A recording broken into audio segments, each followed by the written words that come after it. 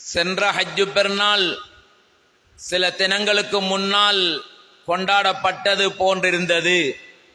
சகோதரர்களே, அவசரமாக இந்த 1446வது ஆண்டின் ஹஜ்ஜு பெருநாளையும் கொண்டாடிவிட்டோம். இப்படித்தான் எங்களிலே காலங்கள் உருண்டோடி கொண்டிருக்கின்றன. சகோதரர்களே, மேலானவர்களே, நாங்களும் ஒரு முயற்சியிலே ஈடுபட்டு கொண்டிருக்க எங்களிலே காலங்களும் இப்படி கழிந்து கொண்டே இருந்து கொண்டிருக்கின்றது. சகோதரர்களே, மேலானவர்களே, இப்படியே இருக்க ஒரு நாள் இந்த உலகத்தை விட்டும் பிரியாவிடை பெறக்கூடியவர்களாகவும் நாங்கள் ஆகிவிடுவோம்.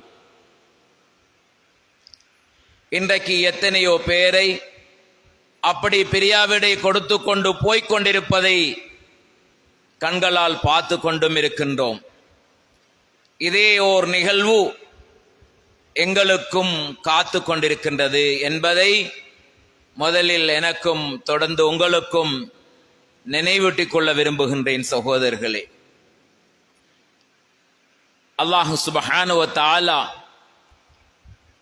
நான் மேலே ஓதிய குர்ஆனுடைய வசனங்களிலே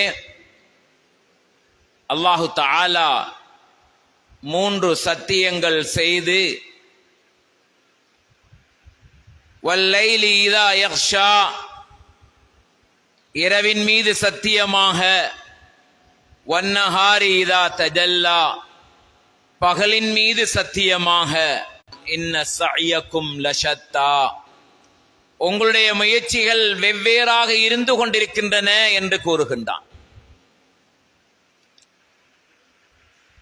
மனித குலத்திலே இருக்கக்கூடிய ஒவ்வொரு வகுப்பாரும் படித்தவர்களுடைய, பாமரர்களுடைய, வியாபாரிகளுடைய, விவசாயிகளுடைய, உத்தியோகத்தர்களுடைய ஒவ்வொரு வகுப்பாருடைய முயற்சிகளும் வெவ்வேறாக கொண்டிருக்கின்றது. நாளை அதன் மூலமாக அவர் ஜெயம் பெற இருந்து கொண்டிருக்கின்றார். இந்த உலகத்திலும் அவர் ஜெயசீலராகவே நிச்சயம் வாழ்வார். இன்னும் சிலருடைய முயற்சி, அந்த அவருடைய முயற்சியும் உச்சத்தை கொடுக்குகின்றது.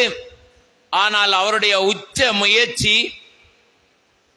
அவர் அல்லாஹ்வை அடைவதற்கு மாற்றமாக உலகத்தை அடைந்து கொண்டு செல்லுகின்றார். அந்த உலகத்தை அடைவதற்கும் உலகத்திலே சிறிது காலம்தான் இந்த முயற்சிக்காக உள்ள காலம். ஒரு நாள் அந்த காலம் முடிவடைந்து விடும். யார் எந்த முயற்சியிலே ஈடுபட்டு எதனை அடைந்து கொண்டாரோ அதை அடைந்தவராக இந்த உலகத்தில் இருந்து அவர் செல்லுவார். சகோதரர்களே, மேலானவர்களே, ஆனால் வெற்றியுடைய முயற்சி எது? உலகத்திற்கு வெற்றி அளிக்கக்கூடியது எது? மறு உலகிற்கு வெற்றி அளிக்கக்கூடியது ஆணாக இருக்கலாம், பெண்ணாக இருக்கலாம். சகோதரர்களே, ஒவ்வொருவரும் விரும்புவது தான் ஈடுபடக்கூடிய அந்த முயற்சியிலே வெற்றி அடைந்து கொள்ள வேண்டும். கல்வி கற்கக்கூடிய மாணவர்கள் அவர்களுடைய படிப்பிலே அவர்கள் வெற்றி அடைய வேண்டும். வியாபாரிகள் வியாபாரத்திலே லாபம் என்ற வெற்றியை அடைந்து கொள்ள வேண்டும். யாரும் உலகத்திலே தான் ஈடுபடக்கூடிய அந்த துறையிலே தோல்வி அடைய வேண்டும் என்று விரும்புவது கிடையாது. அப்படி ஒருவர் விரும்புவாராக இருந்தால் அவர் மனித தன்மையில் இருந்த ஒரு வேறுபட்ட ஒருவராகத்தான் இருக்க வேண்டும். சகோதரர்களே, மேலானவர்களே, எனவே மிகப்பெரிய அத்தியாவசியமாக இருந்து கொண்டிருக்கின்றது. வெறும் உலகத்தின் வெற்றியை மட்டும் குறிக்கோளாக கொண்டு அந்த உலக வெற்றியை உலகத்திலே அடைந்து கொண்டால், அன்பார்ந்த சகோதரர்களே, மேலானவர்களே, உலகம் என்னவோ அவரை போற்றலாம், அவரும் சந்தோஷம் அடையலாம். ஆனால் நாளை அவர் செல்லவிருக்கக்கூடிய இடம் அவருக்கு தோல்வியாக அமைந்து விடுமாக இருந்தால், அந்த தோல்வியில் இருந்து அவருக்கு வெற்றி அளிப்பதற்கு யாராலும் முடியாது. உலக விடயங்களிலே அவர் முயற்சி செய்கிறார். அந்த முயற்சி அவருக்கு வெற்றியாக அமைந்து விடுகின்றது.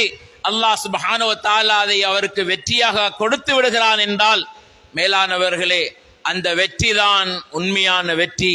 அந்த வெற்றியை கொண்டு அவர் மறு உலகத்திலே கோடான கோடி வருஷ காலம் அவர் நிம்மதியாக, சந்தோஷமாக, சுபீட்சமாக வாழப் போகின்றார்.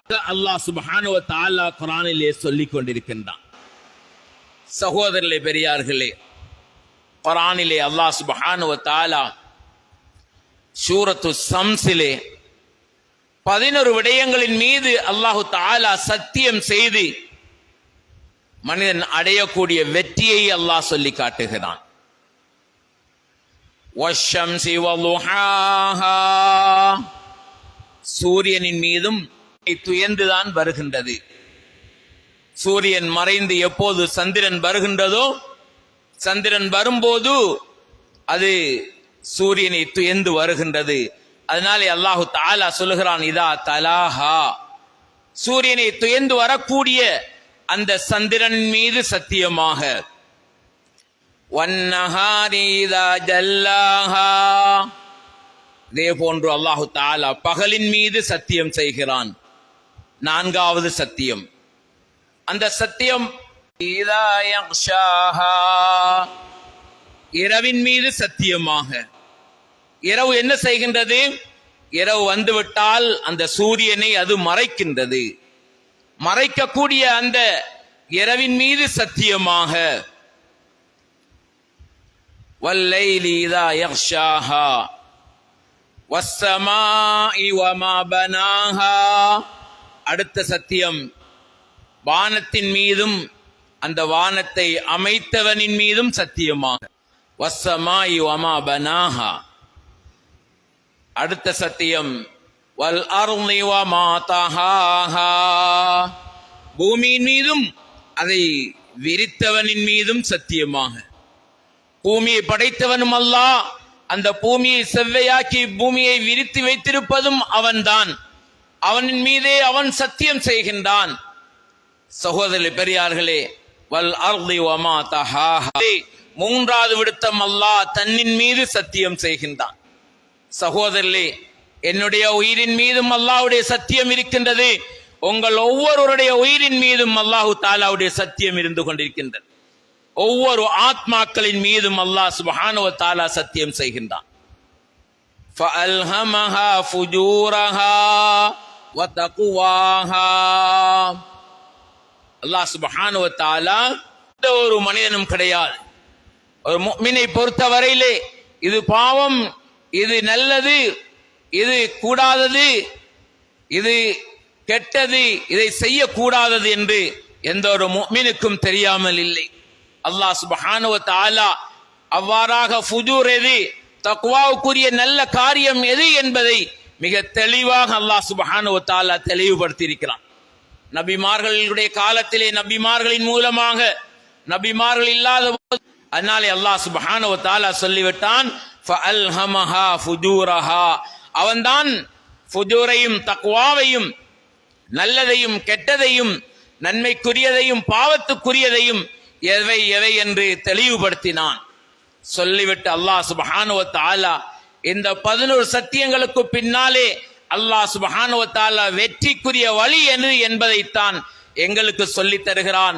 கத் அஃப்லஹ மன் ஸக்காஹா, அல்லாஹ் தஆலாவுக்கு மாறுபாடு இல்லாததாக பரிசுத்தப்படுத்தி கொண்டானோ அந்த மனிதன் உலகத்திலும் வெற்றி அடைந்து விட்டான், ஆகிரத்திலும் அந்த மனிதன் வெற்றி அடைந்து விட்டான் என்று அல்லாஹ் சுப்ஹானஹு வ தஆலா மிக தெளிவாக சொல்லி காட்டுகிறான். அதே நேரத்திலே இந்த மனிதனுடைய தோல்வி எதிலே இருக்கின்றது என்பதை அல்லாஹ் சுப்ஹானஹு வ தஆலா மறுதலையாக, மஃபூம் முகாலஃபாவாக விளங்கிக் கொள்ளட்டும் என்றும் அல்லாஹ் சுப்ஹானஹு வ தஆலா விடவில்லை.